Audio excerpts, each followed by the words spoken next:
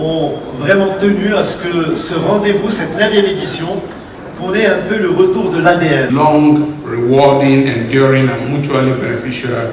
Dans ce rendez-vous de Casablanca de l'assurance, je voudrais vous dire que je suis très Une montée en gamme de l'assurance automobile.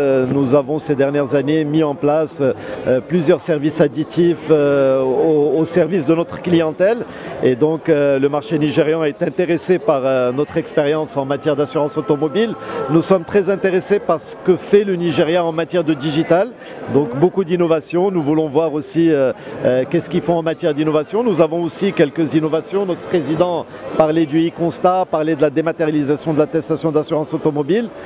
Le partage des best practices, chacun des pays a des best practices à partager avec l'autre et puis nous avons l'habitude lors du rendez-vous de Casablanca de l'assurance de signer une convention avec un marché africain et cette convention va être suivie de rencontres, de visites pour essayer de voir comment on peut faire avancer les uns et les autres nos marchés respectifs. Écoutez, pour vous donner une idée, aujourd'hui le marché de l'assurance, restons sur l'automobile puisqu'elle est au cœur de notre thématique, subit des transformations. Prenons l'ubérisation aujourd'hui au Maroc, à Casablanca, c'est une réalité. Vous avez 3-4 applications qui vous permettent de commander une voiture qui vient vous chercher là où vous êtes, elle vous emmène dans un autre point, vous n'êtes pas propriétaire du véhicule. Donc voilà une transformation de la mobilité et une transformation même de l'exposition du risque et de l'assurance en elle-même.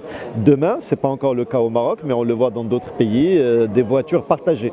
Vous avez une application, elle vous dit qu'à tel endroit il y a une voiture, vous y allez avec votre téléphone, vous ouvrez la voiture, vous démarrez la voiture, vous allez là où vous voulez, vous la laissez et vous partez. Elle ne vous appartient pas, vous l'avez juste utilisé le temps d'un trajet.